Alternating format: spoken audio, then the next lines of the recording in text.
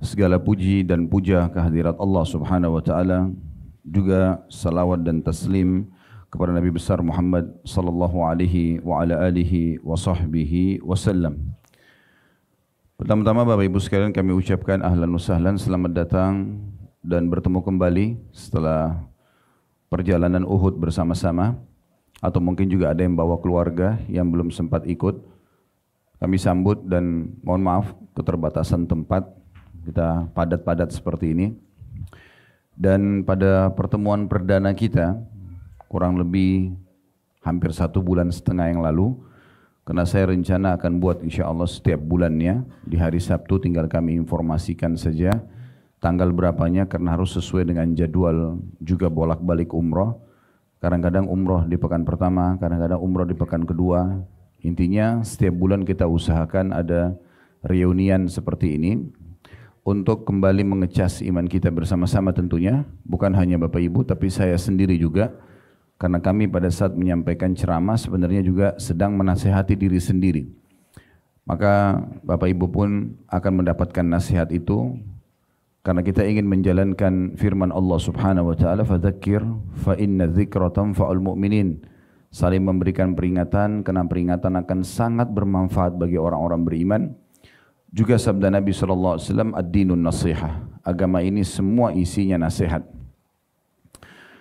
Dan juga tentunya selain kami mohon maaf atas keterbatasan tempat ini, mungkin ada di antara teman-teman yang sempat mau hadir, tapi karena pendaftaran mungkin sudah dibatasi, juga kami mohon maaf tentang masalah itu. Dan tidak asing tentu teman-teman sekalian, pengajian akan sangat dibutuhkan oleh setiap orang beriman dalam hal menuntut ilmu, dan tidak ada batasnya. Islam itu kalau kita lihat dari jauh seperti titik hitam yang kecil, tapi kalau kita masuk ke dalamnya, mungkin kita akan masuk ke dalam sebuah lautan yang sangat luas. Jadi walaupun sudah sekian puluh tahun atau seluruh umur kita, dari semenjak lahir sampai kita meninggal misalnya di umur 80-90 tahun pun belajar Islam tidak akan pernah ada habisnya.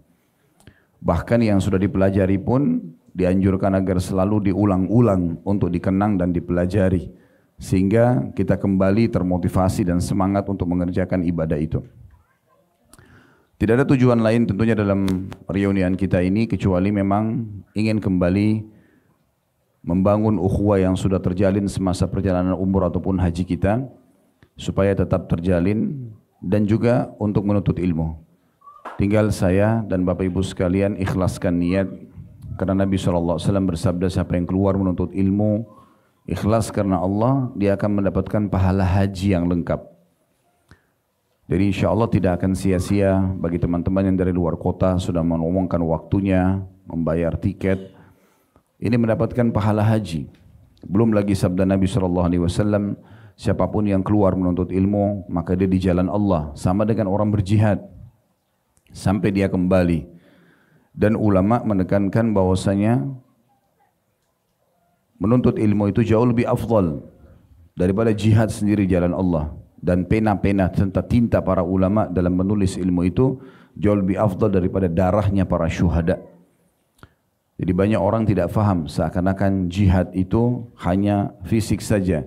Kalau duduk seperti ini bukan bagian dari jihad, ini keliru. Jadi memang menuntut ilmu itu kita butuhkan sebagai sebuah sarana untuk menambah dan mengecas iman kita, menambah iman dan juga menambah ilmu, serta juga tentunya meraih pahala-pahala yang sudah dijanjikan. Jadi itu insya Allah tujuannya. Maka oleh karena itu kita harus ikhlaskan niat kita. Kalau ada teman-teman datang ke sini hanya sekedar bertemu sama teman-teman yang pernah satu angkatan berangkat misalnya di tanggal dan bulan yang sama, maka diubah niat itu karena kita ingin menjalin ukhuwah dan juga kita menuntut ilmu insya Allah. Tentu juga Bapak Ibu sekalian, saya duduk sini bukan karena saya lebih pintar daripada Bapak Ibu, cuma memang harus ada pembicara dan juga pendengar. Oleh karena itu kita sama-sama belajar. Dan judul kita pada pagi ini, semoga Allah berkahi, sebelum terlambat. Roda kehidupan Bapak Ibu sekalian berjalan terus. Sebagaimana kita tahu, pagi hari kita bangun, mulai beraktivitas seperti biasa, rutinitas kita. Tiba siang hari juga sama, sore hari juga sama, malam hari, kemudian kita tutup dengan istirahat. besok terulang lagi. Sadar atau tidak disadari, semua ini akan ada akhirnya. Pasti ada akhirnya. Yang kita tahu dalam agama kita namanya ajal. Saya bukan menakut-nakuti, tetapi setiap orang mukmin wajib memahami masalah ini. Karena rukun iman kita yang kelima adalah iman kepada hari kiamat, dan itu satu paket. Mulai dari prosesi kematian, pindah ke alam barzah kuburan, kemudian hari kebangkitan dan hisab, timbangan amal, kemudian surga ataupun neraka. Ini satu paket.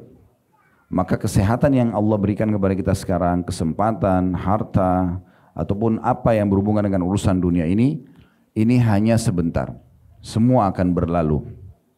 Oleh karena itu setiap mukmin wajib memahami dan menjadikan target utamanya adalah apa yang dia raih setelah kematian itu.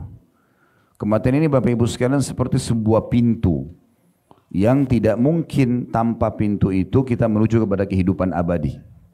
Ada kehidupan akhirat yang sifatnya abadi. Nanti setelah kita meninggal, kita baru mengetahui semua hakikat teori yang sudah disampaikan ini. Amal soleh sekecil apapun, dari sholat, dari puasa, dari apa saja. Senyum dengan muslim pun, berbuat baik dengan pasangan hidup kita, dengan anak-anak, semua akan lihat, nampak depan mata kita. فَمَنْ يَعْمَلْ مِثْقَالَ ذَرَّةٍ خَيْرًا يَرَهُ. Siapa yang berbuat seperti biji sawi dari kebaikan pasti akan diperlihatkan dan juga akan diberikan balasannya. Begitu juga orang-orang yang berbuat kejahatan. Mungkin sebagian pelaku-pelaku kriminal di muka bumi ini ada di antara mereka karena punya kekuasaan, punya kekuatan, punya power, sehingga mungkin tidak ada yang menghadapinya atau tidak ada yang bisa menghadapinya. Tetap juga akan فَمَنْ يَعْمَلْ مِثْقَالَ ذَرَّةٍ شَرًّا يَرَهُ. Siapa yang berbuat seperti biji sawi dari keburukan, dia akan lihat dan juga akan dihukum. Tidak akan mungkin ada yang luput dari pengadilan Allah Subhanahu wa taala. Orang yang cerdas, pernah ditanya kepada Nabi SAW, siapa orang mukmin yang cerdas? Beliau mengatakan orang yang menyadari tentang adanya kematian dan punya persiapan untuk yang setelah kematian itu. Apapun yang sifatnya, teman-teman sekalian, yang akan kita atau kita lakukan di muka bumi ini, itulah persiapan kita menuju ke akhirat. Seperti misalnya Bapak Ibu hadir di majelis ilmu ini, maka ini salah satu amal soleh tentunya yang kita harapkan kita akan panen di hari kiamat nanti. Mungkin juga ada di antara kaum muslimin sekarang yang hadiri juga majelis ilmu yang lain, atau mereka lagi silaturahim keluarga, atau lagi menjenguk orang sakit, intinya atau bersedekah, atau amal apa saja yang sedang dikerjakan, semua itu nanti akan mendatangkan pahala yang melimpah yang akan dia panen pada hari kiamat nanti. Baik teman-teman sekalian, saya di awal pembukaan ini ingin mengajak Bapak Ibu merenungi ayat-ayat Al-Quran. Saya selalu menjadikan ayat-ayat ini sebagai renungan dan bahan kembali mengecas iman kita, agar jangan sampai nanti kita menyesal pada saat kematian datang dan kita tidak punya persiapan. Coba dibuka ya, surah Al-Mu'minun, surah nomor 23, ayat 99. Allah Subhanahu wa taala menggambarkan di situ tentang cerita bagaimana sebagian manusia akan menyesal di saat ajalnya datang. Dan ternyata mereka tidak punya persiapan. Di ayat 99-nya surah nomor 23. Dan saya selalu sarankan agar semua jemaah renungi ulang-ulangi ayat-ayat ini ya. Selalu usahakan berapa hari sekali baca lagi, berapa hari sekali baca lagi. Saya bacakan ya. Dari ayat 99-nya, A'udzubillahi minasyaitonirrajim. Hatta idza jaa ahadahumul maut qala rabbirji'un. Demikianlah keadaan orang-orang kafir, itu dalam kurung di sini artinya semua orang juga yang tidak beramal saleh, banyak dosanya, sama keadaannya. Hingga datang kematian kepada seseorang dari mereka. Dia udah lihat malaikat maut depan matanya, apa yang mereka ucapkan? Ya Tuhanku, kembalikanlah aku ke dunia. Semua orang yang amal solehnya kurang, apalagi dalam kondisi kafir, akan memohon kepada Allah di saat kematian seperti ini. Sebelum kita pindah ke ayat 100, saya ingin berikan gambaran dulu Bapak Ibu sekalian. Kematian itu kan sangat misterius ya, kita tidak pernah tahu kapan dia datang, kita bahkan tidak pernah bertemu dengan malaikat maut sebelumnya. Itu pertemuan pertama kita dan sekaligus menutup kehidupan kita di muka bumi ini. Di ruangan seperti ini, insya Allah semuanya panjang umur ya dalam amal soleh, tapi bukan mustahil. Tiba-tiba malaikat maut datang, kemudian yang Bapak Ibu tidak lihat, saya saja yang lihat. Begitu keadaannya. Kemudian pada saat itu dia datang dengan hitungan detik sekejap, sebagaimana Allah jelaskan dalam ayat Al-Quran yang lain, mereka sama sekali tidak terlambat dan tidak sama sekali ya, luput dari kegiatan mereka. Jadi Allah suruh sekejap cabut ruh itu jadi, selesai. Maka dicabutlah ruh saya tergeletak. Apa yang terjadi pada saat itu? Orang hanya mengenang, oh iya Khalid Basalamah pernah ceramah. Oh iya meninggal dalam kondisi misalnya menyampaikan ceramah. 1 hari, 2 hari, 1 minggu, 1 bulan, mungkin orang masih mengingat. Lama-lama kendor. Setahun orang sudah mulai lupa, 2 tahun orang sudah mulai lupa. Sekarang Bapak Ibu, siapa yang kita ingat dari generasi kakek-kakek kita ke atas? Mungkin kita ingat sampai ayah kita atau sampai kakek kita. Saya tanya, kalau bapaknya, kakeknya ayah kita atau kakeknya kakek kita sudah tidak pernah tahu namanya siapa. Artinya akan datang waktu di mana di generasi manusia kita sudah dilupakan. Memang begitu urusan dunia. Sebentar sekali gitu. Dan di saat itu apa yang Bapak Ibu sudah kerjakan, Bapak Ibu akan dapatkan, baik ataupun buruk. Maka penyesalan akan terjadi. Perhatikan di ayat 100-nya ya. Orang-orang yang meninggal ini minta kembali. Apakah mereka kembali minta untuk menikmati makanan favoritnya, meeting yang ratusan miliar, atau apalah ya, kumpul dengan keluarganya? Perhatikan Allah gambarkan kepada kita. Gembiranya bagi orang beriman Allah sudah kasih bocorannya. Allah bilang begini, mereka pada saat melihat malaikat maut, mereka mengucapkan, la'alli a'malu salihan fima tarakt.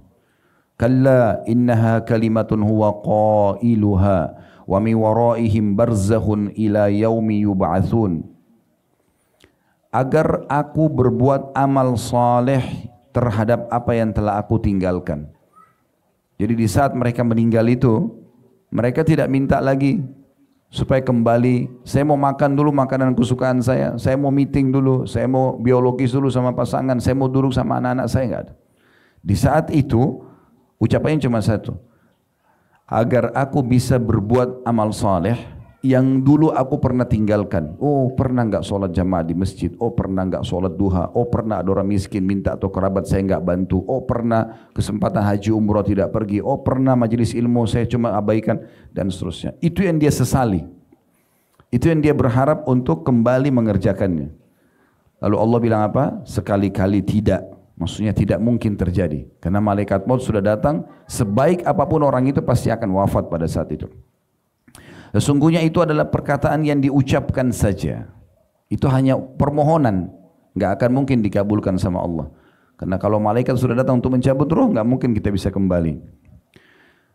Dan di hadapan mereka ada barzakh. Di sini diterjemahkan dengan dinding, maksudnya kehidupan kuburan. Karena kuburan baru kemudian kita dibangkitkan di mahsyar gitu kan. Sampai hari mereka dibangkitkan. Di ayat ke-100 ini saya ingin sampaikan sebuah riwayat Bapak Ibu sekalian. Pernah Nabi Muhammad SAW lewat sebuah kuburan di kota Madinah bersama beberapa orang sahabat gitu.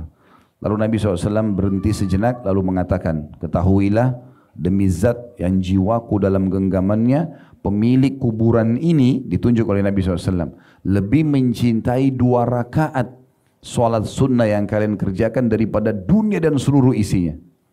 Apa maknanya? Bapak Ibu, kalau kita sudah meninggal, kemudian Allah Subhanahu wa Ta'ala memberikan kita kesempatan hidup lagi setengah jam. Coba bayangkan kita di posisi orang itu. Kira-kira apa yang akan kita lakukan di setengah jam itu? Apakah kita akan kembali tadi ke makanan favorit, kita akan kumpul sama keluarga, kita akan meeting bisnis, kita akan ini dan itu? Jawabannya tidak. Bapak Ibu akan cari amal soleh apa kira-kira yang paling efektif sehingga setengah jam lagi saya mati, saya selamat. Segera taubat nasuha. Mungkin sujud, mungkin sholat 2 rakaat, apalah yang kita akan kerjakan. Kita tidak akan pusing lagi dengan yang lain. Mungkin contoh yang lain, di saat sebelum meninggal itu kan, kalau meninggal dihidupkan kembali itu perumpamaan. Tapi contoh yang lebih real, kalau seandainya ada seseorang di antara kita masuk rumah sakit, kemudian dokter vonis, udah nggak bisa lagi sembuh nih. Ini keadaan seperti ini paling lama 1-2 jam sudah meninggal. Kira-kira di saat itu apa yang akan kita lakukan? Mungkin kalau ada orang datang mengatakan, Pak, Bu, tetangga anda si fulan mencaci maki. Sudahlah. Orang itu begini. Kita tidak mau punya masalah sama orang.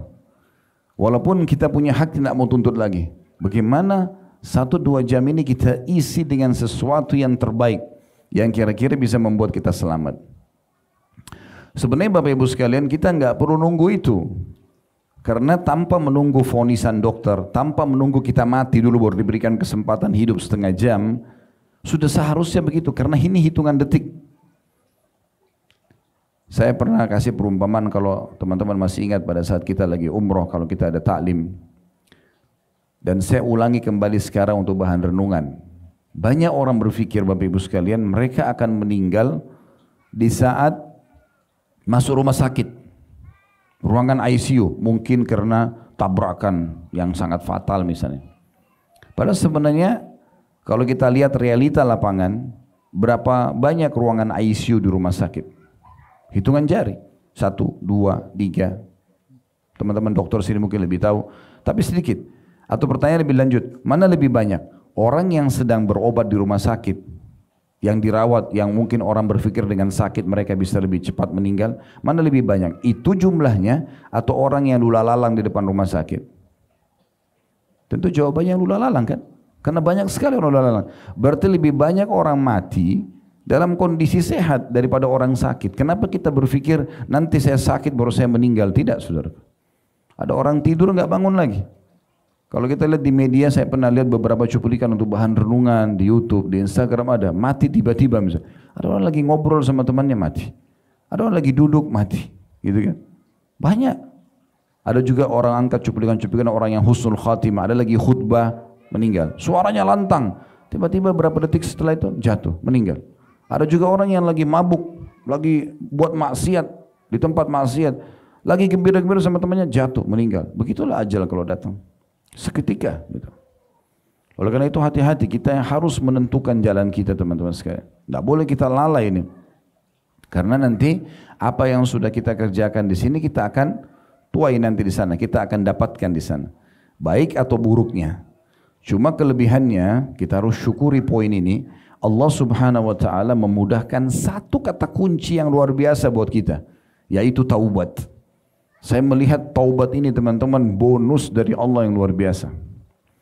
Dengan taubat kata Nabi SAW, tajubbu ma qablaha.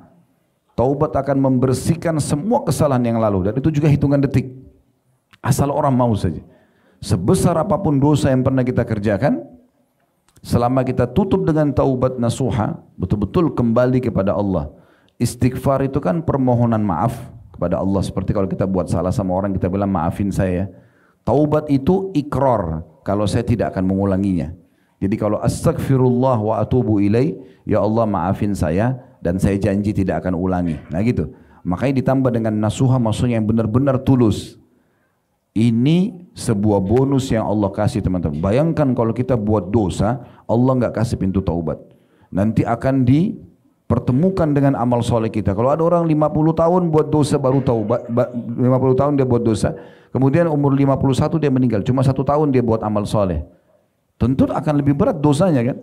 Tapi Allah memberikan kita bonus ini. Di umur 51 tahun kalau dia taubat nasuha, 50 tahun dosanya bersih semua. Tersisa amal solehnya saja. Dan Islam mengajarkan kepada kita agar kita melihat amal orang itu sekarang. Ya. Bukan yang lalu-lalu. Walaupun misalnya kita ketemu nih sama seorang teman di pengajian, mungkin dulu teman SMP atau teman SMA atau teman kuliah, dia nakal sekali. Rusak orangnya, suka ganggu orang, mabuk-mabukan, berzina. Kemudian tiba-tiba kita ketemu di pengajian. Jangan heran. Karena orang ini dapat hidayah. Dan jangan ungkit-ungkit kok. Kamu kan dulu penjahat. Kamu kan dulu pezina. Jangan ungkapin itu. Ya. Kamu nggak salah nih tempatnya di sini misalnya. Nggak boleh ungkapin itu. Kenapa? Karena bisa saja dia sudah taubat nasuha. Bahkan taubatnya mungkin bisa mengalahkan taubat kita. Pernah ada seorang wanita di Madinah dalam hadis Bukhari teman-teman, berzina. wanita ini punya suami loh. Berzina hamil.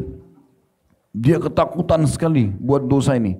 Saking takutnya dia datang kepada Nabi SAW mengatakan, ya Rasulullah, saya sudah berzina. Hukum saya, rajam. Karena saya punya suami. Dan saya hamil dari perzinahan itu. Kata Nabi SAW, kalau begitu kamu lagi hamil, melahirkan dulu. Karena bayi itu punya hak untuk lahir. Kalau kamu dirajam sekarang mati, bayi itu juga mati. 9 bulan dia pulang, perempuan ini saking takutnya kepada azab Allah dan dia merasa berdosa dengan suaminya, 9 bulan tuh dia terus ibadah kepada Allah, ketakutan sampai dia melahirkan. Bayangkan 9 bulan sudah berlalu ini. Dia datang lagi ke Nabi SAW, ya Rasulullah, bayi sudah lahir, rajam saya terus ketakutan ini, saya nggak mau dihukum sama Allah nanti. Nabi SAW mengatakan, anak ini masih punya hak disusui 2 tahun. Susuin dulu. Disusui sama ibu tersebut. Di sini ada hikmah yang kita bisa ambil. Sebenarnya Nabi SAW memberikan orang ini, udah, taubatlah kamu, perbaikin sekarang. Ya kan? Karena kalau dia sudah taubat, dinyatakan baik Islamnya, udah nggak ada masalah gitu. Karena keputusan di tangan Nabi SAW. Tapi saking takutnya dengan azab Allah wanita ini, penuh hatinya dengan keimanan, setelah 2 tahun menyusui dia kembali lagi, ya Rasulullah, anak ini sudah saya berikan haknya, rajam saya. Karena dia ngotot, Nabi SAW rajam. Dihukum mati pada saat dilempar. Waktu dilempar, ada satu sahabat bilang sambil melempar batu, semoga Allah melaknatmu. Maksudnya kenapa kok kamu sudah punya suami masih berzina? Yang mereka lihat kesalahannya, mereka enggak lihat taubatnya. Islam menyuruh kita melihat kebaikan orang, taubatnya sekarang, bukan masa lalu orang. Maka akhirnya Nabi SAW mengatakan jangan kau melaknatnya, karena dia telah taubat. Kalau taubatnya dibagikan kepada 70 orang penduduk Madinah, maksudnya pelaku dosa sama seperti dia, akan mencukupi mereka. Karena tulusnya wanita itu. Jadi jangan hardik teman-teman kita yang baru taubat, mungkin dia lebih baik dari kita. Sambut dia, oh Masya Allah, Alhamdulillah, kita sudah sama-sama ya gitu. Kita saling mendoakan, kita saling mendukung, ya, seperti itu. Kita lanjutkan ayat 101-nya. Maaf, sebelumnya, di sini di ayat 99 sama ayat 100 ada kisah seorang salaf dari tabi'in. Beliau pernah menggali liang lahat di belakang rumahnya dan setiap malam kalau mau tidur, beliau masuk di situ. Sendirian, masuk aja. Berapa menit.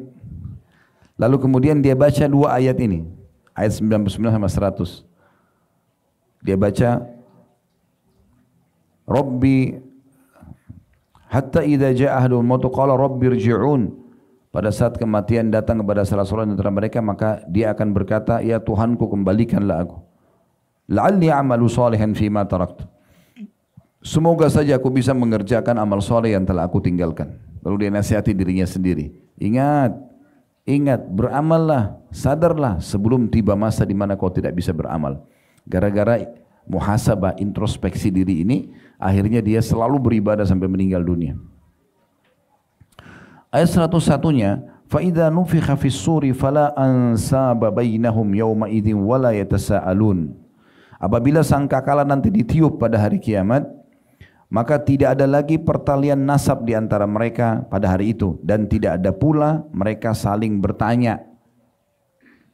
Di sini bukan berarti putus nasab, misalnya antara orang tua sama anak, saudara sama saudara, maksudnya tidak ada lagi status itu, bukan.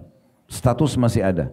Sekali kita memiliki orang tua kita si fulan ayah kita dan si fulana ibu kita, anak-anak kita si fulan dan fulana pasangan hidup kita selama kita bersama tidak bercerai di dunia, maka kita akan bersama juga di akhirat. Tapi ada satu keadaan nanti di mahsyar, itu yang digambarkan di sini. Kalau ditiup sangkakala dan dibangkitkan pada hari kiamat, di hari itu orang yang punya hubungan nasab pun tidak mau saling bertanya. Orang tua sama anak, ya, pasangan suami istri, teman sama teman, saudara sama saudara, maksudnya ini yang punya nasab, apalagi orang lain ya.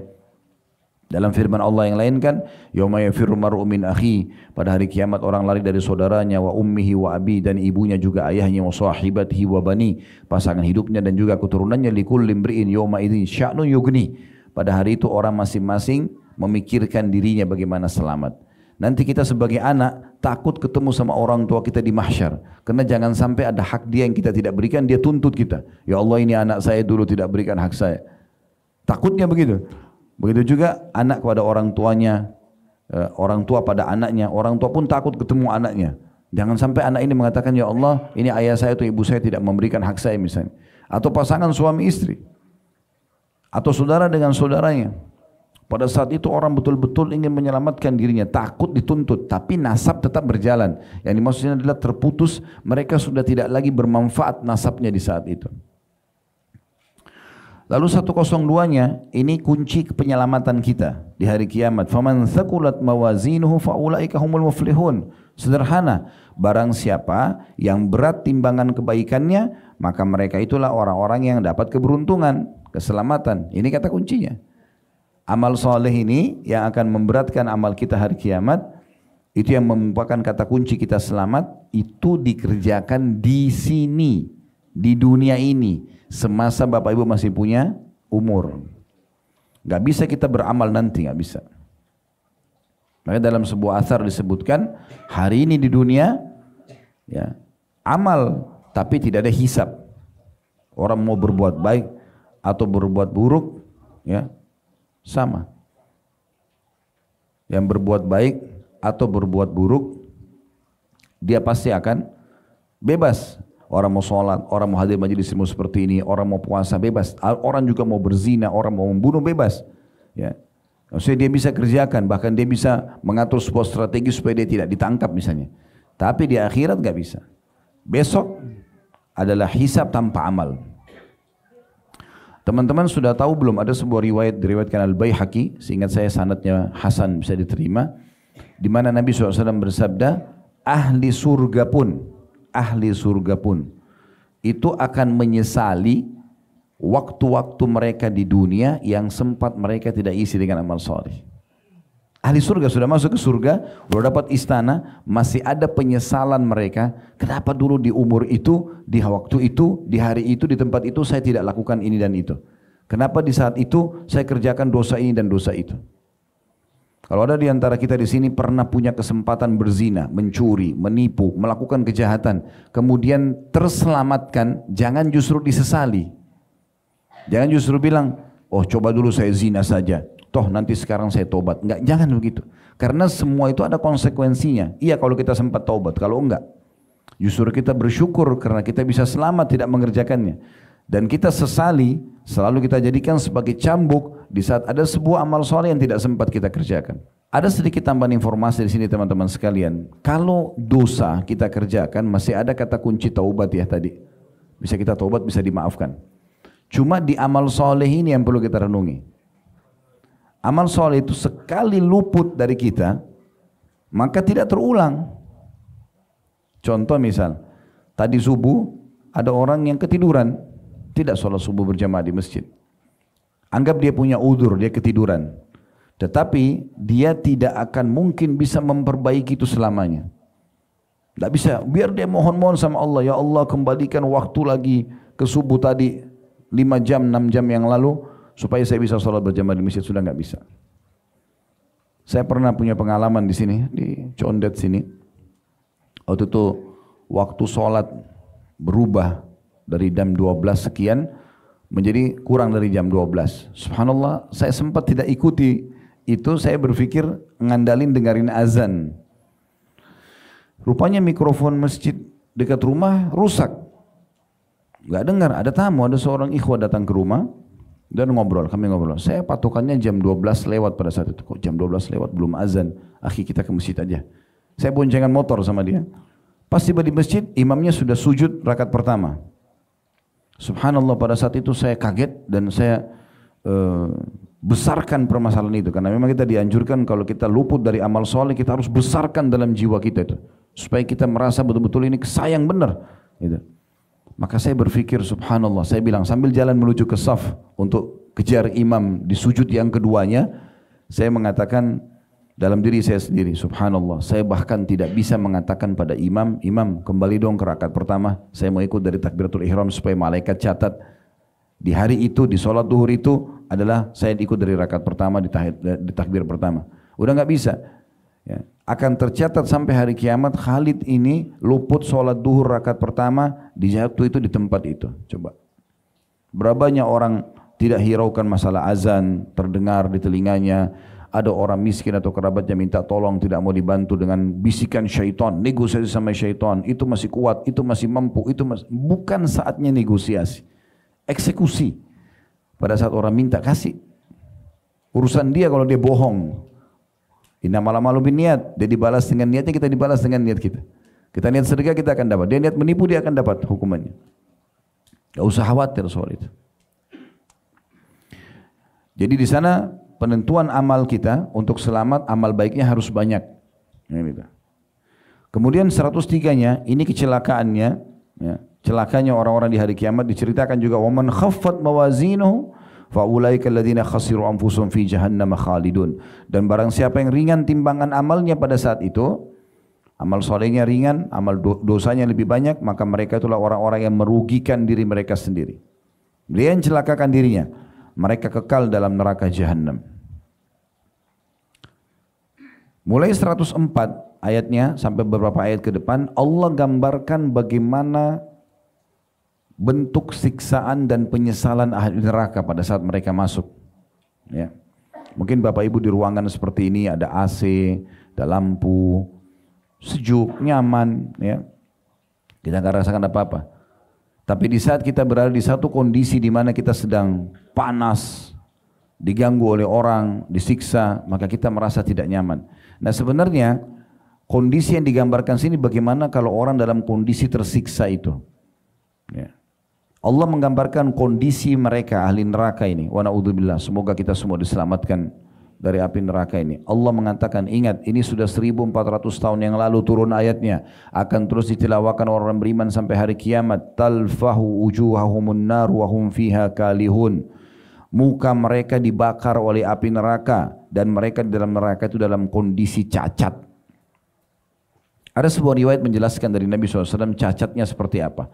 Saking panasnya api neraka itu sampai membuat bibir atas penghuni neraka itu bisa terlipat ke kepalanya. Dan saking panasnya juga bibir bawahnya itu melebar sampai ke perutnya. Saking panasnya pada saat itu. Itu dimaknakan dengan cacatnya mereka. Dan di sana teman-teman sekalian tidak ada negosiasi. Nggak ada negosiasi sama sekali. Nggak bisa kita negosiasi, tolong. Mungkin di penjara dunia bisa kita negosiasi. Kita bisa menunjukkan akhlak yang baik, mungkin dikurangi hukumannya, mungkin. Jadi, di akhirat, di neraka tidak bisa. Para malaikat keras, kasar yang menjaga neraka. Allah gambarkan itu. Dalam surat Tahrim Allah gambarkan itu. Seingat saya surah nomor 66 ayat 6 itu. Ini tambahan informasinya saya. Ya ayyuhalladzina amanu qu anfusakum wa ahlikum nara. Hai orang beriman, selamatkan dirimu dan keluargamu dari api neraka. Wa quduhan nas wal hijarah, bahan bakarnya dari manusia dan batu. Alaiha malaikatun giladun syidad, dijaga oleh malaikat-malaikat yang kasar, yang keras. La ya'sunallaha ma amarum wa yaf'aluna ma yu'marun. Mereka tidak pernah bermaksiat kepada Allah dan mereka selalu menjalankan apa yang Allah titahkan. Bakar-bakar, potong-potong. Mereka enggak kenal kita, mereka tidak mau tahu. Allah ciptakan mereka memang untuk menyiksa. Enggak ada istilah pakai perasaan kayak manusia. Ini orang sudah bonyok mukanya, ini orang matanya sudah tercungkil, udah cukup, enggak ada. Disiksa terus. Dan yang jadi masalah di neraka Bapak Ibu sekalian tidak ada kematian. Kalau ada orang pencuri di jalan kemudian ditangkap oleh massa misalnya, terus dikeroyokin. Mungkin selama dia masih bergerak, orang masih berpikir mukul dia. Tapi coba kalau dia sudah meninggal, orang nggak ada orang yang mukul. Karena orang pikir orang mati nggak rasa sakit. Di neraka nggak ada kematian. Sampai seluruh kulitnya, otot-ototnya pun jatuh dari tubuhnya tetap hidup. Tersisa tulang pun dia masih hidup. Allah sempurnakan lagi. Begitu terus. Dalam penyiksaan itu sakit dan dalam juga pengembaliannya kembali utuh sakit. Begitu terus 24 jam. Kenapa ini? Hanya zina, hanya bohong, hanya nipu. Untuk apa? Kenapa enggak jadi orang baik saja? Kenapa enggak nikah saja? Kenapa enggak sedekah saja? Kenapa enggak jadi orang baik? Oh, ini semua ancamannya sudah ada. Kemudian 105-nya Allah berfirman kepada ahli neraka. Pada saat mereka lagi cacat, mereka lagi kesakitan itu, alam takun ayati tutla alaikum fakuntum biha tukadzibun. Bukankah ayat-ayatku kata Allah, kanya besar di situ kata ganti Allah ya. Bukankah ayat-ayatku telah dibacakan kepadamu sekalian, tapi kamu selalu mendustakannya. Pak, Bu, taubat, sadar, jangan. Ini kesempatan, lakukan. Ini sedekah, ini. Sudahlah, nanti aja. Dia selalu aja menunda-nunda. Kata Allah, bukankah dulu sudah sampai kepada kalian ayat-ayatku? Bukankah Ustadz Fulan sudah sampaikan, Ustazah Fulan sudah sampaikan? Bukankah ada cuplikan ceramah sampai di grup WA-mu? Bukankah anakmu pernah mengingatkan, ayah sholat, ibu sholat? Bukankah pernah begitu misalnya? Sampai semua informasi di sekitar kita. Bahkan Allah Subhanahu wa ta'ala seringkali menyampaikan kepada kita penyampaian-penyampaian dan peringatan itu bahkan dari anak kita sendiri. Saya pernah di rumah subhanallah tidur, istirahat siang waktu itu sedikit letih. Pas azan asar, anak saya kecil 2-3 tahun umur datang. Abati sudah azan. Saya langsung bangun. Subhanallah, ini anak pasti nggak ngerti. Allah yang datang mengingatkan kepada kita dengan caranya. Bukankah Bapak Ibu pernah rasakan kita terbangun jam 3 malam? Ada kesempatan untuk bangun sholat malam. Kadang-kadang Allah datangkan nyamuk yang mengganggu kita untuk kita bangun. Tapi banyak manusia lalai. Dan ingat Bapak Ibu sekalian, kalau bukan kita sendiri yang memulai untuk memperbaiki diri kita, mengerjakan amal soleh dengan memaksakan diri kita, dan juga meninggalkan dosa juga dengan memaksakan diri untuk meninggalkannya, mujahadah kalau bahasa agama kita, maka tidak akan mungkin bisa terjadi. Lalu ahli neraka menjawab, mereka mengatakan ini kepada Allah. Pada saat Allah mengatakan, bukankah sudah datang ayat-ayatku pada kalian, peringatan sudah sampai, kalian mendustakannya? Mereka menjawab begini, ini jawaban serentak ahli neraka ini. Cuma ini yang bisa mereka katakan. Qalu Rabbana ghalabat alaina shiqwatuna wa kunna qauman dhalin. Ayat 106-nya. Mereka berkata, ya Tuhan kami telah dikuasai oleh kejahatan kami. Dan kami adalah orang-orang sesat. Mereka akui pada saat itu. Ya sudah, kami salah. Gitu kan. Lalu mereka bilang apa? 107-nya. Rabbana akhrijna minha fa'in udna fa'inna zalimun. Oleh karena itu setelah kami akui ini ya Allah, kami ternyata sudah lihat itu neraka benar, siksaanmu memang pedih. Maka ya Tuhan kami, keluarkan kami dari neraka ini dan kembalikan kami ke dunia. Jika kami kembali lagi dalam kekafiran, kemaksiatan, maka benar-benar kami termasuk orang zalim. Tapi apakah bermanfaat permohonan mereka pada saat itu? Sudah nggak bisa. Sekarang Bapak Ibu ini memohon apapun sama Allah, Allah kabulkan. Taubat nasuha, wudu, salat sunnah 2 rakaat, niat taubat, mohon maaf kepada Allah, istighfar, ya Allah maafkan semua kesalahan hamba-Mu. Maafkan kesalahan pasanganku, anak-anak, misalnya kita berdoa begitu. Allah kabulkan. Tapi di akhirat nggak ada gunanya. Di 108-nya ini luar biasa firman Allah ini. Qala khsa'u fiha wa la tukallimun. Allah berfirman kepada ahli neraka, tinggallah dengan hina di dalam neraka itu dan jangan kamu berbicara dengan aku. Perlu direnungi riwayat ayat ini. 108 ini Bapak Ibu sekalian, ini pernah kami bedah dan bahas di salah satu judul buku Rasulullah SAW cerita tentang surga dan neraka. Di situ dijelaskan riwayat tentang firman Allah Subhanahu wa taala surah Al-Mu'minun surah nomor 23 ayat 108 ini. Bahwasanya ahli neraka pada saat mereka lagi disiksa oleh Allah Subhanahu wa taala, mereka menyeru para malaikat penjaga neraka. Julukan mereka Zabaniyah, ya. Falyad'u unadiya sanad'u Zabaniyah.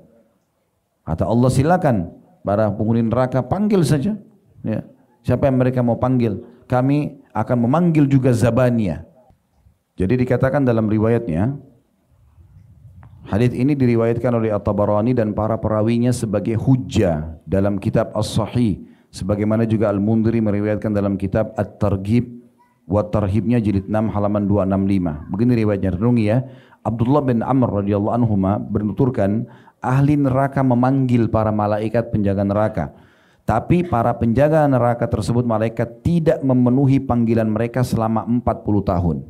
Wahai malaikat, tolong sampaikan kepada Allah, ringankan siksa kami. Enggak ditanggapi 40 tahun. Berarti selama 40 tahun itu disiksa terus. 24 jam. Terus dibakar kulitnya, terus dipukul, terus dipotong, terus. Enggak pernah berhenti. 40 tahun enggak dijawab. Kemudian setelah 40 tahun Allah izinkan malaikat menjawab. Lalu para malaikat mengatakan sesungguhnya kalian akan tetap di dalamnya. Gak ada negosiasi. Gak ada duit, gak ada manfaatnya semua, gak ada negosiasi. Malaikat ini memang keras-keras semuanya, penjaga neraka. 40 tahun mohon, dijawab pun setelah itu gak ada gunanya. Tetap kalian akan disiksa begini. Apa yang terjadi? Kata Nabi SAW, kemudian mereka memanggil Rob mereka, Allah. Bukankah salah satu sifat Allah Ar-Rahmanur Rahim? Nah, yang maha pengasih lagi penyayang ya.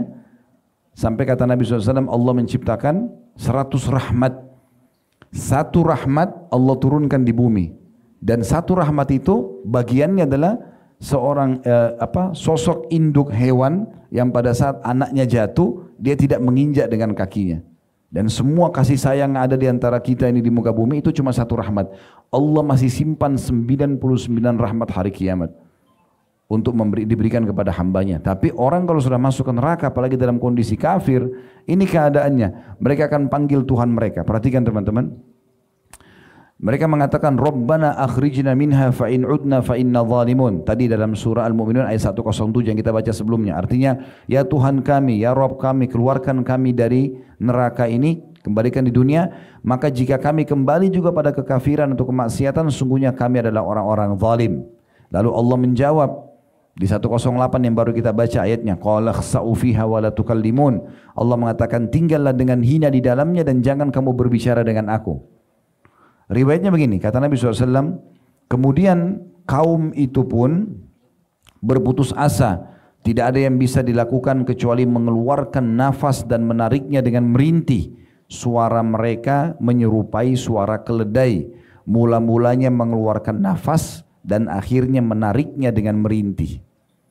Jadi mereka 40 tahun panggil malaikat, malaikat akhirnya setelah 40 tahun disiksa, jawab, nggak bisa, kalian akan tetap di sini. Mereka panggil Tuhan mereka yang maha penyayang dan maha pengasih, Allah juga menjawab dengan ini. Jangan pernah tinggal dalamnya dengan hina dan jangan pernah bicara dengan aku. Kenapa dulu ada ayat-ayatku datang tidak mau diikuti? Gitu. Dalam riwayat lain yang menjelaskan masalah ini, disebutkan dari Abdullah bin Qais radhiyallahu anhu bahwasanya Rasulullah SAW bersabda, Inna ahlan nar la yabkun. Sesungguhnya penghuni neraka nanti akan nangis-nangis gitu. Hatta law ujriyatis sufunu fi dumu'ihim lajarat. Kalau seandainya kapal atau bahtera dijalankan di atas ya, genangan air mata mereka, maka bisa berjalan. Wa innahum la yabkuna dama, yakni makanad dam'i. Dan pastikan, kata Nabi SAW, mereka akan mengeluarkan dari tempat air mata mereka darah sebagai pengganti air mata, karena sudah tidak ada lagi air matanya. Menangis terus tapi tidak ada manfaatnya sama sekali. Di sini ada satu potongan riwayat saya lupa bacakan tadi. Jadi waktu penghuni neraka mengatakan, ya Tuhan kami, kembalikan kami ke dunia, ya, agar kami kembali kalau kami kembali ke dunia dan kami tetap dalam keadaan kekafiran dan dosa-dosa kami, maka kami termasuk orang-orang zalim. Di sini kata Nabi SAW, tadi lupa saya baca potongan ini ya. Lalu Allah menjawab, Allah tidak menjawab mereka selama umurnya dunia. Berapa abad umur dunia Allahu a'lam. Perlu teman-teman tahu ya, kita ini manusia makhluk terakhir di muka bumi ini. Sebelum kita sudah ada jin. Makanya waktu Nabi Adam diciptakan, iblis sudah ada kan? Karena mereka sudah hidup sebelumnya. Semua hewan-hewan, tumbuh-tumbuhan, air, ini semua sudah ada sebelum kita, jauh sebelum kita. Manusia makhluk terakhir. Jadi kalau ada orang menemukan fosil hewan sekian miliar tahun yang masuk akal. Karena memang mereka sudah ada sebelum kita gitu. Bayangkan di sini kata Nabi SAW, waktu mereka panggil penjaga neraka dari malaikat, tidak dijawab 40 tahun. Terus mereka panggil Tuhan mereka, Allah tidak jawab mereka seumur dunia. Berapa miliar itu umur dunia? Disiksa terus. Setelah itu pun Allah mengatakan pada mereka, qala khsa'u fiha wa la tukallimun. Tinggal kalian dengan hina dalamnya dan jangan pernah bicara dengan aku. Setelah itu mereka sudah tidak punya harapan karena Allah pun mengatakan ini, yang memiliki sifat Ar-Rahmanur Rahim, enggak lagi kasih sayang sama mereka. Maka kata Nabi SAW, sungguh mereka akan mengeluarkan di tempat air mata itu darah. Enggak ada lagi manfaatnya. Ya. Ini semua kenapa? Hanya karena dosa-dosa yang mereka lakukan yang tidak ada manfaat sama sekali. Dan juga masih diberikan kesempatan taubat. Subhanallah, sebagian ulama mengatakan tidak ada satu manusia pun kecuali Allah akan datangkan kepadanya sinyal taubat. Fir'aun saja itu masih datangkan sinyal taubat kepada dia. Kata sebagian ulama, andai saja pada saat dia lihat Laut Merah terbelah itu dan lewat Musa AS dengan Bani Israel, dia berhenti dan dia takut pada Tuhannya, selesai. Makanya dalam sebuah hadis Bukhari dikatakan pada saat dia tetap mengatakan pada pasukannya kejar sebelum Musa berhasil lolos di sana.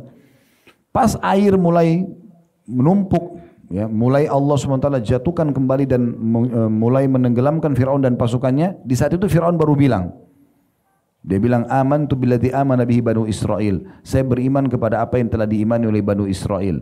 Kata Jibril alaihissalam kepada Nabi SAW dalam hadis Bukhari, hai Muhammad, andai saja kau lihat bagaimana aku masukkan tanah Laut Merah ke mulutnya Fir'aun agar dia tidak menyebut namanya Allah. Dia cuma mengatakan aku beriman kepada apa yang telah diimani oleh Banu Israel. Kalau dia panggil ya Allah maafkan saya karena sifat kasih sayang Allah, Allah akan maafkan. Tapi begitu subhanallah. Di dunia masih ada kesempatan, di akhirat tidak ada lagi. Ini harus hati-hati. Kemudian teman-teman sekalian kita lanjutkan.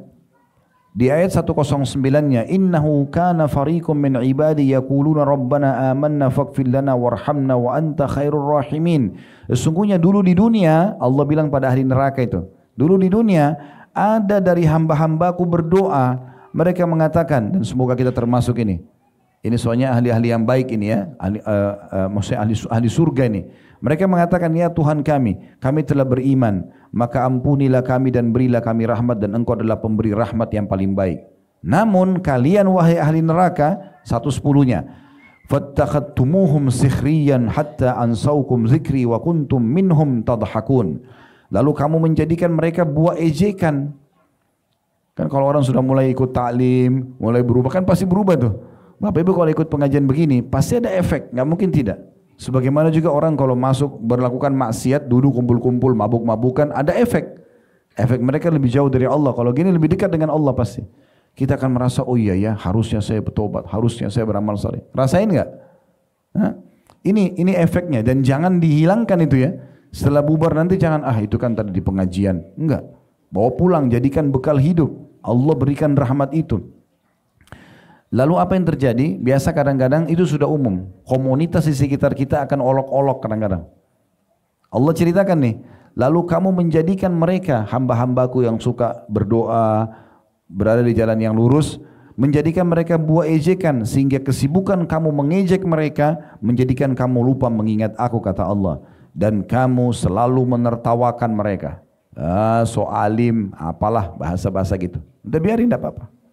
Biarin mereka berbicara. Nabi Muhammad SAW dengarkan itu. Kamu ngaku Nabi, mana bisa digituin. Pendusta, penyihir, macam-macam. Tapi Nabi gak hiraukan. Tidak usah dihiraukan. Jangan begitu disinggung sama temannya. Oh kamu alim ya sekarang, jilbabnya sudah besar. Oh ini sudah jenggotan. Oh ke masjid, segala macam. Terus tiba-tiba kendor. Ya. Ini sayang sekali. Lalu 111-nya Allah memastikan orang-orang yang istiqomah selama di dunia, patuh dengan Allah, menjalankan perintah Allah, inni jazaituhumul yauma bima sabaru annahum humul faizun. Sesungguhnya kata Allah, aku, hanya besar kata ganti Allah, memberi balasan kepada mereka di hari ini, hari kiamat, karena kesabaran mereka. Karena memang kesabaran ada 3 Bapak Ibu sekalian ya. Sabar dalam mengerjakan ketaatan Allah.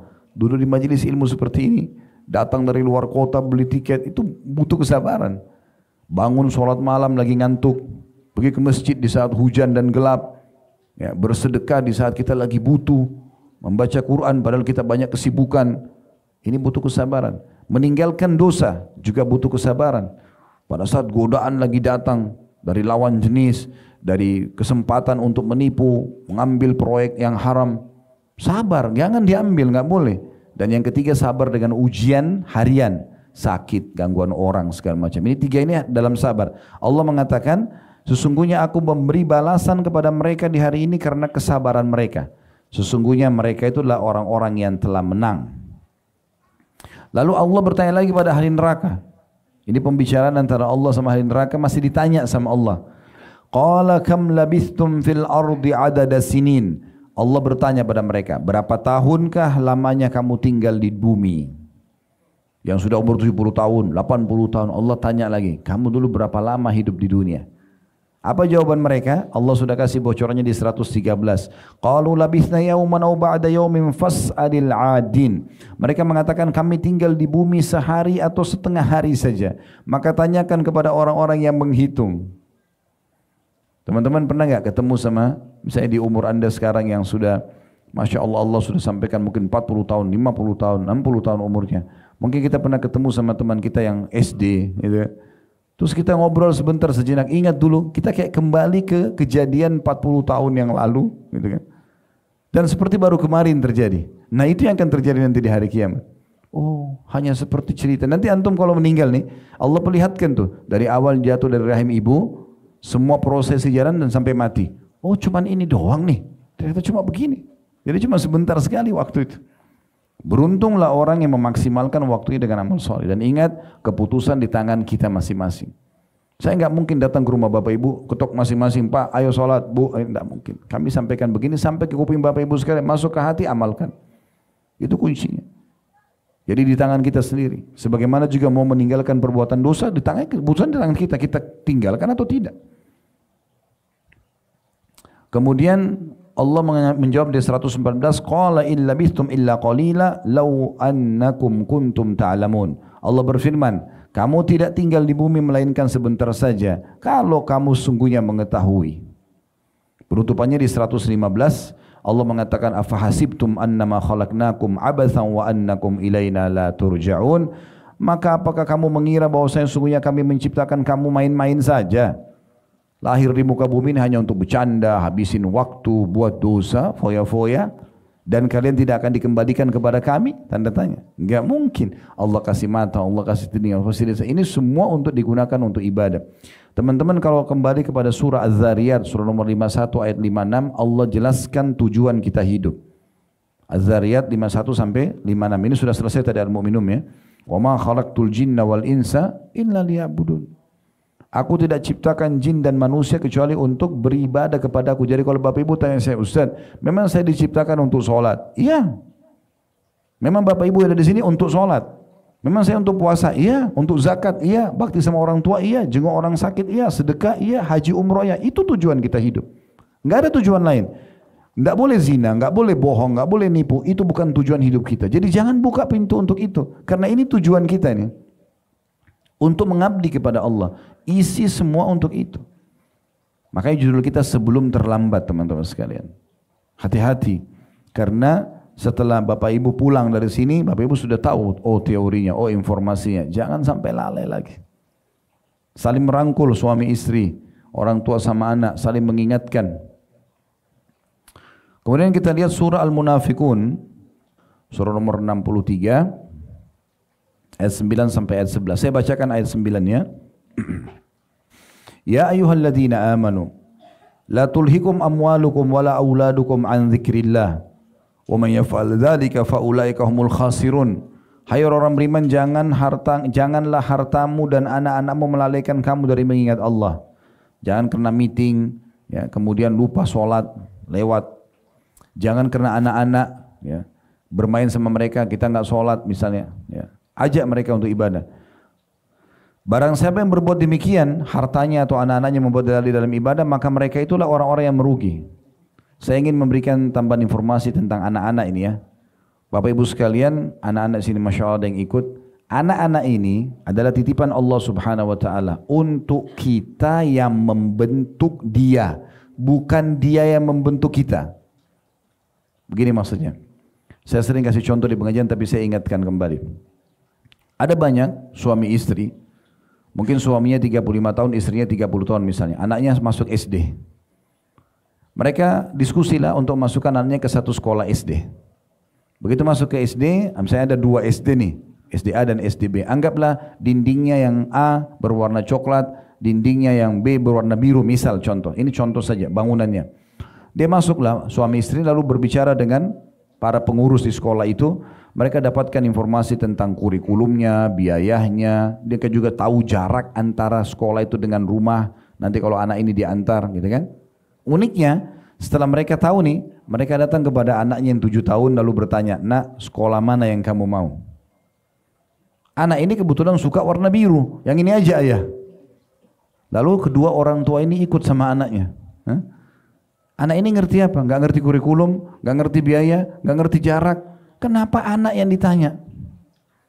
Berapa kali jemaah kita ikut umroh sama kami, saya lihat gitu. Ditanya anaknya, ya, ini sudah waktu makan siang. Bang mau makan nggak? Kalau anaknya bilang enggak, belum, ya sudah, ayahnya biar kelaparan nunggu. Loh kenapa?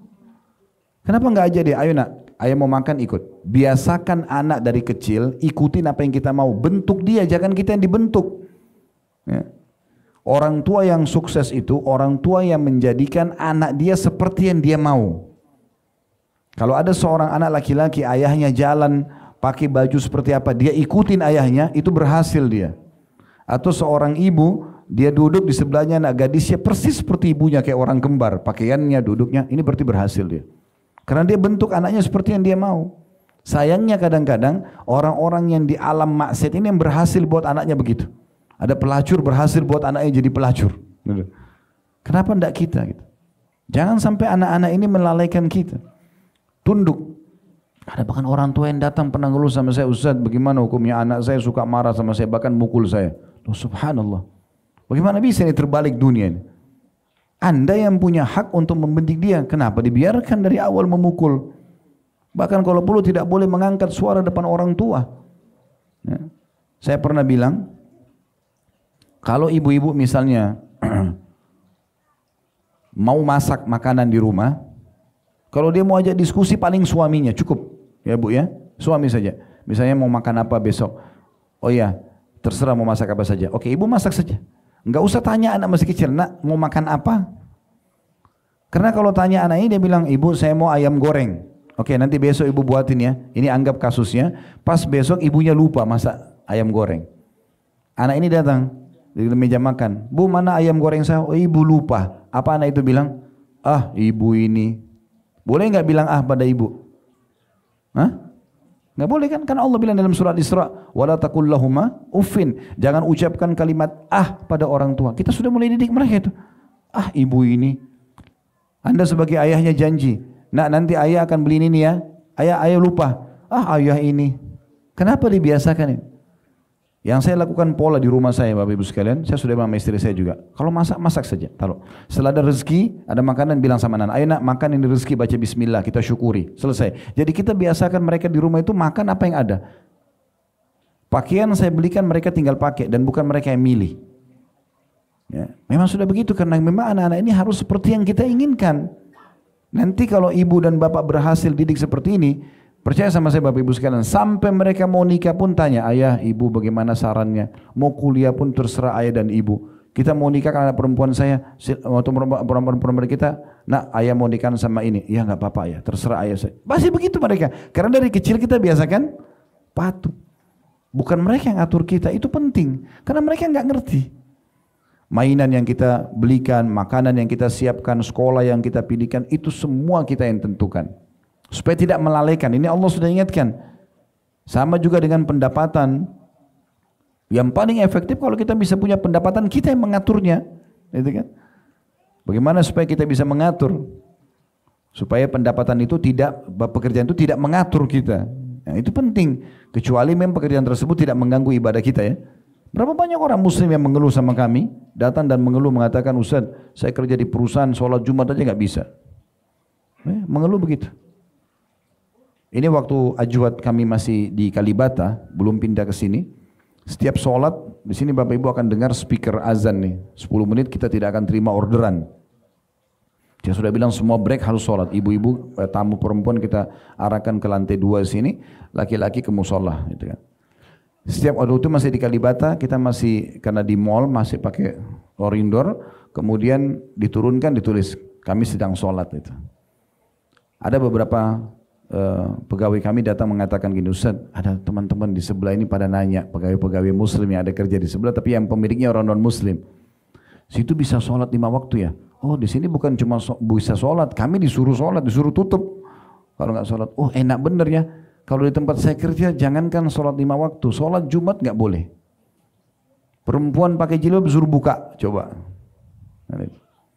Maka harusnya kita yang bisa mengatur itu, ya. Baik, kita masuk ke ayat selanjutnya.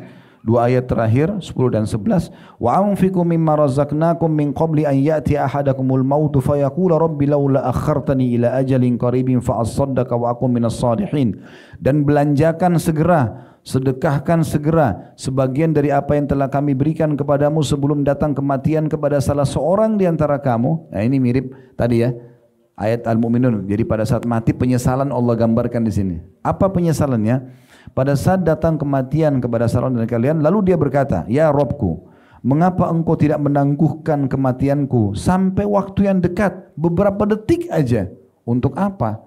Makan makanan favorit lagi, kumpul lagi sama keluarganya, meeting lagi miliaran? Enggak. Mereka bilang apa? Agar aku, atau yang menyebabkan aku dapat bersedekah dan aku termasuk orang-orang saleh. Itu jadi targetnya. Lalu Allah mengatakan di ayat 11 sebagai penutup, wala yuakhirallahu nafsan idza jaa ajaluha Allahu khabirum bima ta'malun. Sesungguhnya Allah sekali-kali tidak akan menangguhkan kematian seseorang apabila telah datang kematiannya. Di detik itu, di tempat itu pasti kita mati. Mau sehat, mau sakit, mau tua, mau muda, mau kaya, mau miskin, mau sukses, mau gagal, mati pada saat itu. Dan Allah Maha mengenal atau mengetahui apa yang kamu kerjakan. Ini peringatannya, ya. Dan tentu banyak sekali teman-teman sekalian ayat-ayat Al-Quran yang berbicara seperti ini, ya. Baik, kita akan tutup teman-teman sekalian dengan beberapa statement hikmah dari hadis Nabi SAW, dari perkataan para sahabat, para tabi'in tentang masalah judul kita ini sebelum terlambat.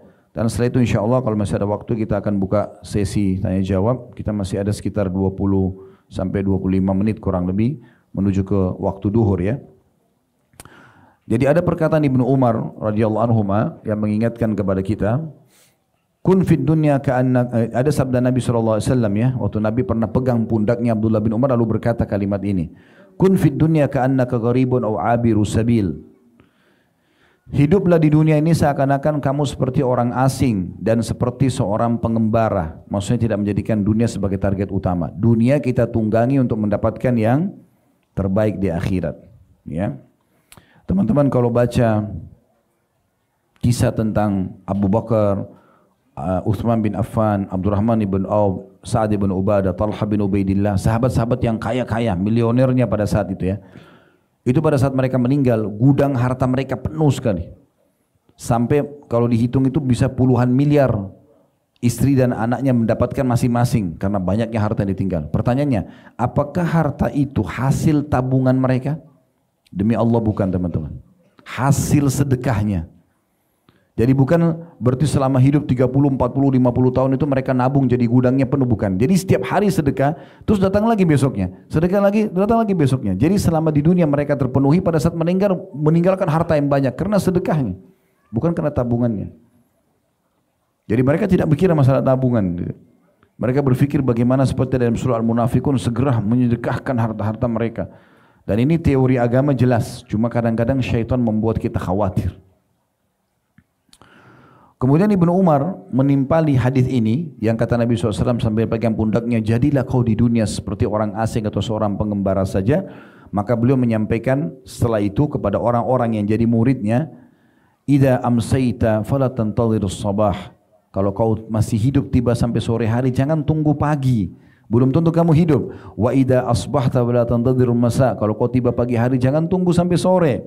Wa khudh min sihhatika limaradik. Maksimalkan masa sehatmu sebelum kamu sakit. Wa min hayatika limautik. Dan selama kamu hidup sebelum kamu meninggal. Hadis riwayat Bukhari. Hasan Basri berkata, al-mu'min fid dunya kal gharibi la yajza' min dhulliha wa la yunafisu fi 'izziha lahu sya'nun walinnasi sya'an. Perkataan hikmah luar biasa diambil dari kitab Jamil Ulum wal Hikam jadi 2 halaman 379. Begini terjemahnya. Hasan Basri seorang ulama tabi'in yang masyhur, ya.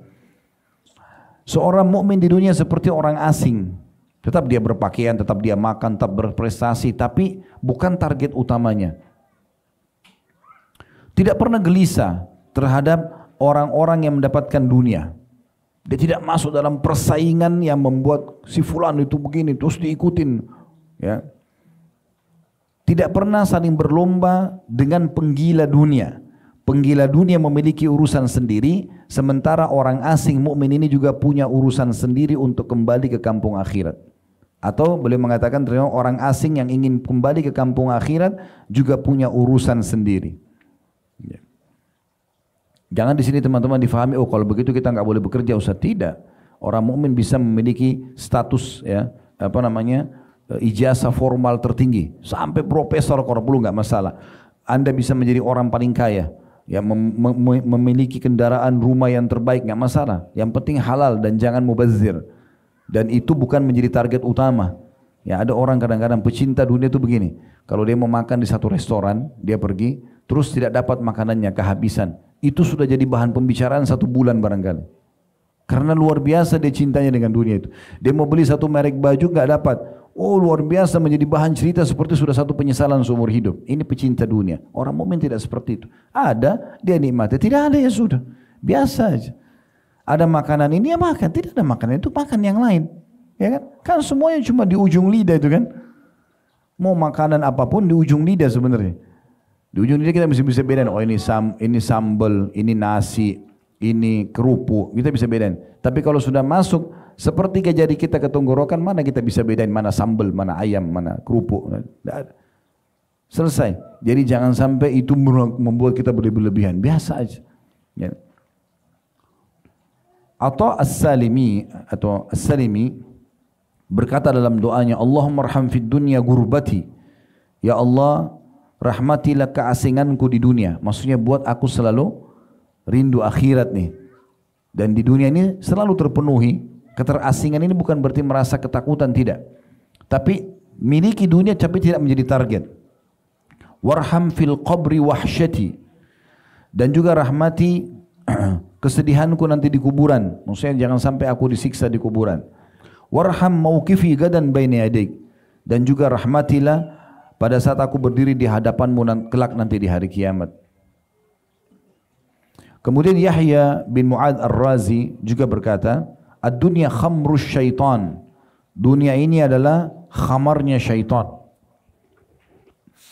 Wa man sakira minha lam yufik illa fi uskari atau fi askaril mauta nadiman ma'al khasirin. Dunia ini adalah khamarnya syaitan. Maksudnya kalau orang terus mau mengejar, lupa akhiratnya, gara-gara meeting lupa sholat, gara-gara mencari pendapatan mau supaya angka di rekeningnya bertambah, tidak mau itu halal, tidak mau tahu halal atau tidak. Maka ini orang yang mabuk baru tersadarkan ketika kematian datang kepadanya.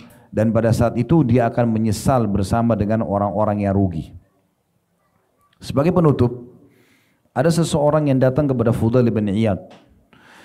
Fudail bin Iyad ini teman-teman sekalian salah satu tanda-tanda kebesaran Allah di muka bumi. Beliau seorang ulama tabi'in.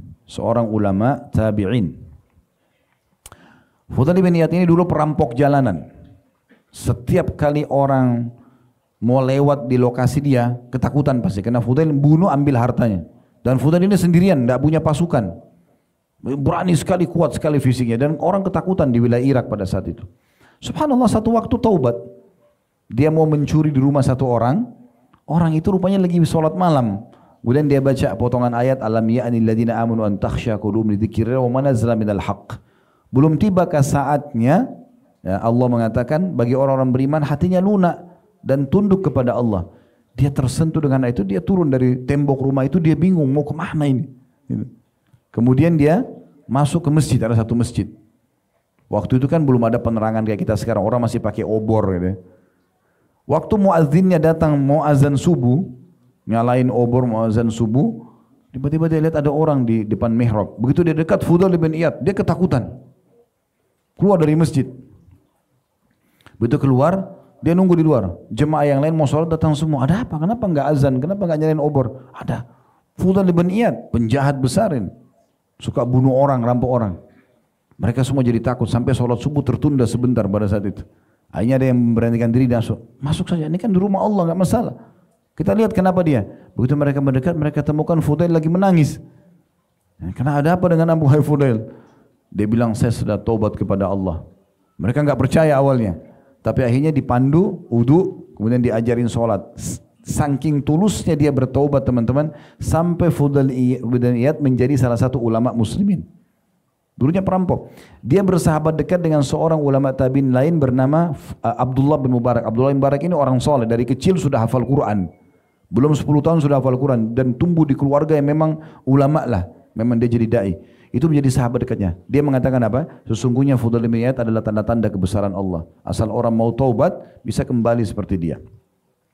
Saya bukan sedang cerita tentang riwayat tentang beliau, tapi beliau pernah kedatangan seseorang di saat beliau sudah jadi ulama, gitu kan?